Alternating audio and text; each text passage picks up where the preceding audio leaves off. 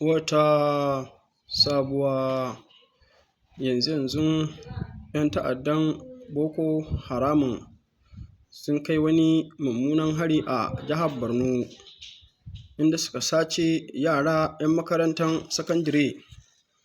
Abinda zai baka haushi, cikin wannan watan azumi da ya gabata dama sun sace mata da ƙananan yara kimanin 600, wanda har yanzu ba a samu ba aka karɓo su daga hannun waɗannan 'yan ta'adda na 'yan Boko Haramun, wanda kuma dama iyalansu suna cikin wannan abin haushi kuma suna cikin jimami.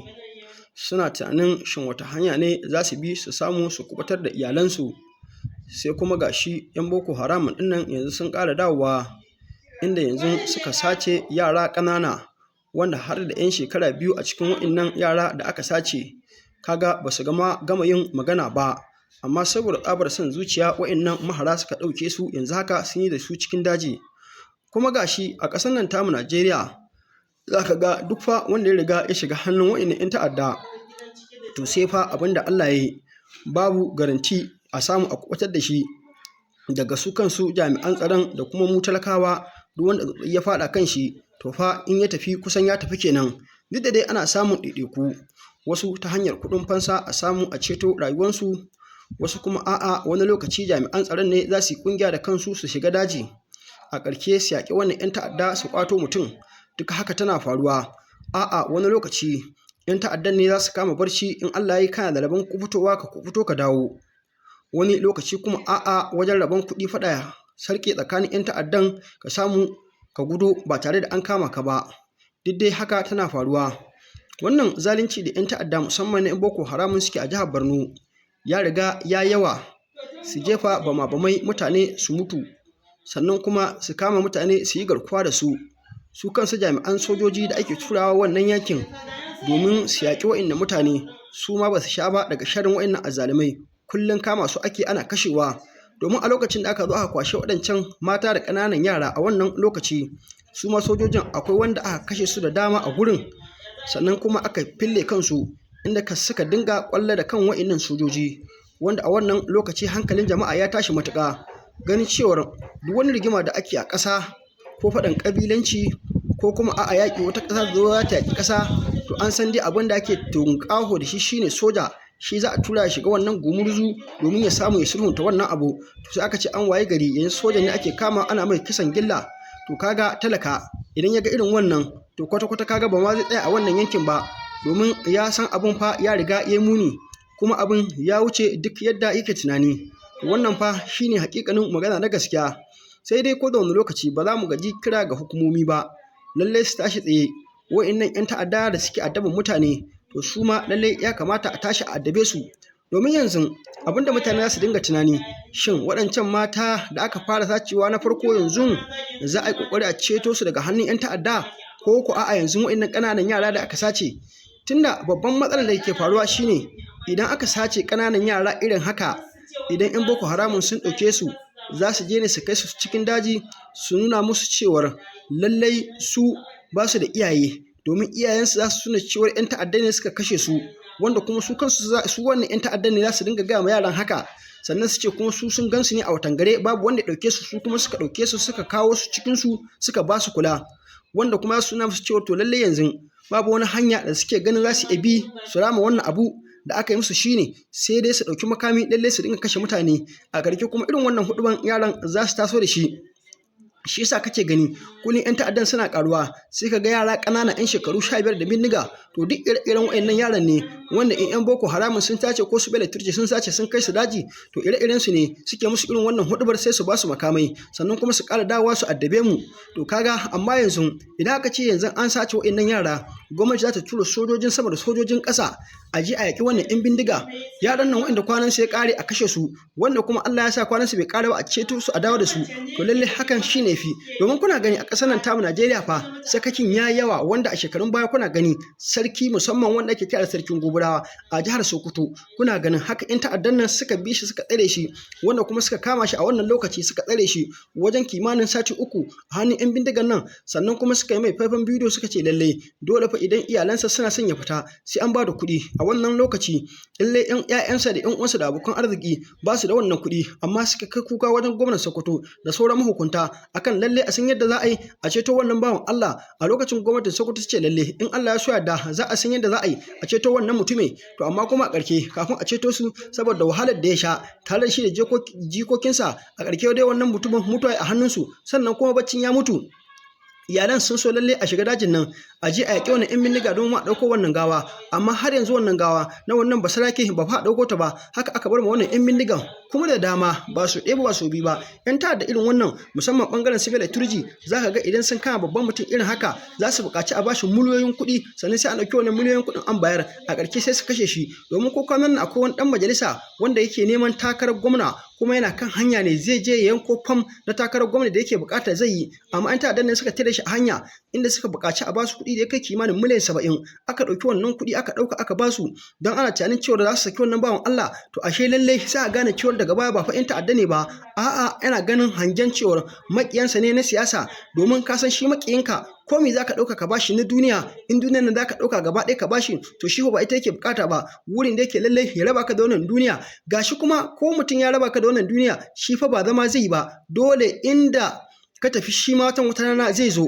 Domin duk abin da ka sani a nan duniya kafin a haife ka an haifi wani, kafin ka mutu kuma wani ya mutu. Ita haka nan rayuwar duniya take, wanda ya gane to kawai shine ya gane zai zauna lafiya ba tare da ya kama wani ya kashe shi ba. To amma kuma duk wanda bai fahimta ba to shine za ka ga ya samu kanshi irin wannan gagarar, dan ya samu wani karamar dama ya rike bindiga sai ya dinga ganin cewa lalle ya fi kowa, yau ya ci mutuncin wannan gobe ya ci mutuncin wannan. Domin yanzu haka 'yan bindigan nan suke yi yanzu, musamman kwasan cewar lokaci ne na damuna, yanzu akwai ƙauyaku da dama wanda in kana da gona a gurin baka isa ka shiga ka je zaka yi noma ba, wanda kuma ko da wani lokaci 'yan ta'addan nan suna nan, da zaran ka shigo wa'innan ƙauyaku za su buƙaci cewar lalle fa sai ka biya kuɗi sannan a baka dama ka fara yin noma a yankin da kake, wanda kuma idan wanda bai biya kuɗi ba to lalle bai isa a wannan yankin ya tsaya yi noma ba. Haka ake yanzu arewacin Najeriya nan an takura ta matuƙa, kuma ni na tabbatar cewa in dai wannan harhare ne in ta'adda ya ci gaba da yawa haka to wata rana sai an waye gari noma ya gagari 'yan ƙasar nan tamu Najeriya, sai dai abinci a dinga kawo mana daga ƙasashen waje.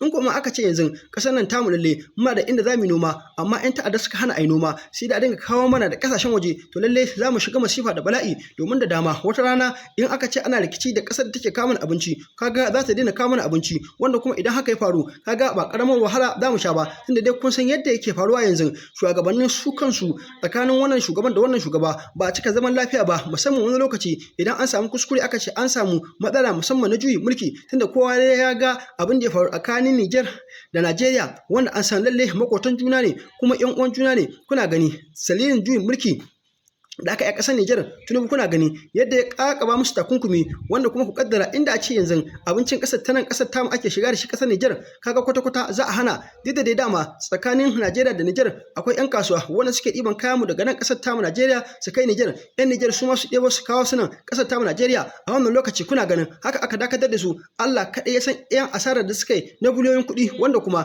duk da wannan takunkumi da aka sa wannan juyin mulki da General Chani har yanzu bai sauka akan wannan mulki ba, har yanzu yana nan yana kan mulkinsa, wanda kuma har yanzu ma akan mulkin nasa kullun ƙarin samun nasara yake. Domin yanzu idan kuka lura talakawa da dama sun fi buƙatar mulkin soja, domin ana ganin duk irin wannan hare-hare da 'yan Boko Haram suke kullum suna cin mutuncin mutane. Inda mulkin soja ne ba su isa su samu wannan dama ba, kuma sojoji za su tashi tsaye su tabbatar cewa an yaƙe su an kawo ƙarshen su. To amma da yake mulki ne na farar hula, kuna gani suna yin abin da suka ga dama, amma za ka ga kai kuma a matsayinka na talaka idan ka nemi makami ka san ka tashi ka kare kanka, kai kuma sai ya zama matsala. Sai ka ga lallai jami'an tsaro suna farautan ka, can 'yan ta'adda su farauce ka su maka rishin mutunci, nan kuma in ka ɗauki makami shi ma ka kare kanka shi ma nan baka sha ba, jami'an tsaro ba za su baka ba. Abin da ke faruwa kenan. Amma babban malamin addini Sheikh Murtala da Sokoto ya sha fitowa yana kira ga 'yan ƙasa cewa lalle su tashi su nemi makami domin su kare kansu. Duk wanda ya ce yanzu gwamnatin ƙasa ita ce za ta kare shi, to lalle zai sha matukar wahala. Tunda da dama za ka ga 'yan bindigan idan sun kawo hari ana kiran jami'an tsaro domin su kawo agaji, to amma kuma a ƙarshe za ka ga kafin jami'an tsaro su ce sun zo sun yi shiri sun kawo mutane agaji, idan wannan 'yan bindiga su zo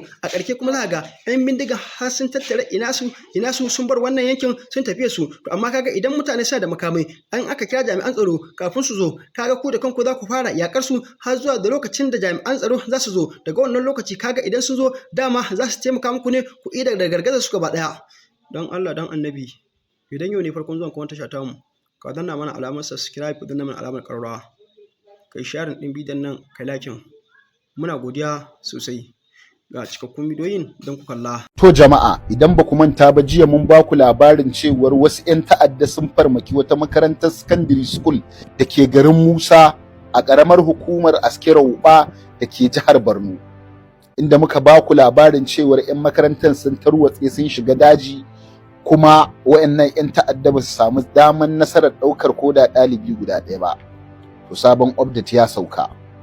An samu cikakken labarin cewar wayannan 'yan ta'adda sun saci yara 40 sun tafi da su. Wato yadda al'amarin ya faru shine ashe makarantar tana da fat guda biyu ne. Bangare ɗaya secondary school, bangare ɗaya primary school. Kun san yadda makarantun gwamnati suke, ana iya zuwa a secondary da primary school cikin makaranta ɗaya. Wannan makaranta ita ma irin haka ne. Akwai secondary school, akwai primary school a ciki. Wayannan 'yan ta'adda da suka zo bangaren 'yan secondary school, so wayannan 'yan secondary school su ne suka tarwatse suka gudu. Kamar yadda muka ba ku labari jiya ranar 15 ga watan 5 2026 mun faɗa muku cewar da misalin karfe 8:45 wayannan 'yan ta'adda suka shigo suka durfafi wannan makaranta direct da harbe-harbe inda suka shiga bangaren wayannan 'yan secondary school. So bayan wayannan yara 'yan bangaren secondary school sun gudu sun tarwatse sai wayannan 'yan ta'adda suka shigo bangaren 'yan primary school wayanda yara ne ƙananu suka tattara yara guda 40 suka tafi da su. Abin ban haushi da takeici shine cikin yaran nan da suka iba wallahi hadda mai shekara biyu ga sunayen yaran su 40 da aka tattara aka tafi da su da shekarunsu. Na farko da akwai Adams, shi wannan Adams din shekararsa 4 a duniya.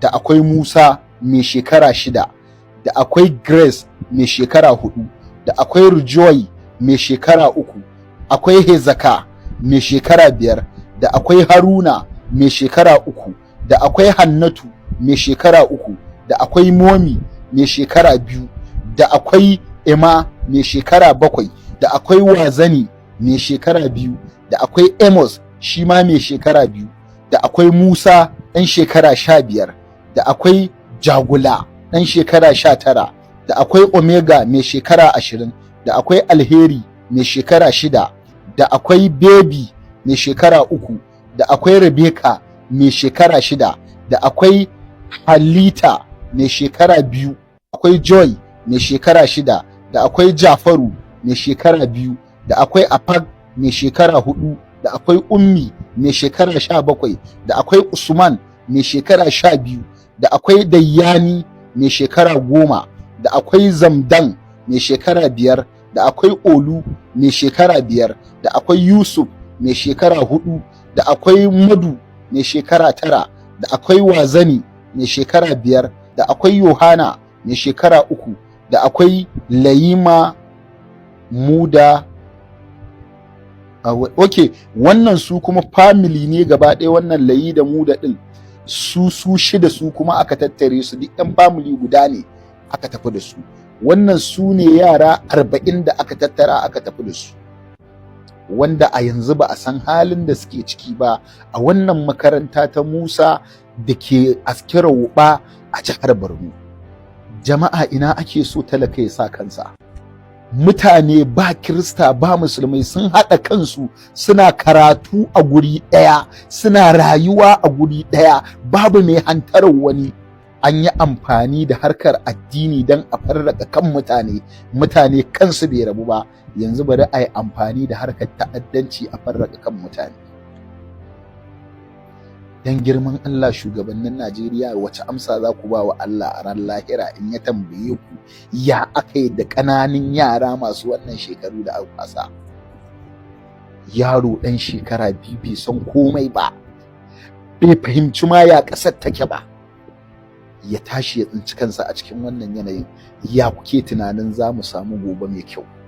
Dan girman Allah a yayin da 'ya'yanku suna Malaysia, suna Switzerland, suna Dubai, suna America, suna China, suna kowace ƙasa a ƙasashen duniya domin su samu ilimi, su zo su ci gaba da mulkar mu mun zama kamar bayinku. To na rantse da girman Allah, tun kuna jin wai yana faruwa akan talaka, wallahi gobe zai faru akan ku. Wannan ita ce maganar gaskiya. A taya mu yaɗa wannan bidiyo jama'a. Don Allah don Annabi, idan yau ne farkon zuwan ka wannan tasha tamu, ka danna mana alamar subscribe, ka danna mana alamar ƙararrawa, kai share ɗin bidiyon nan, kai lakin. Muna godiya sosai.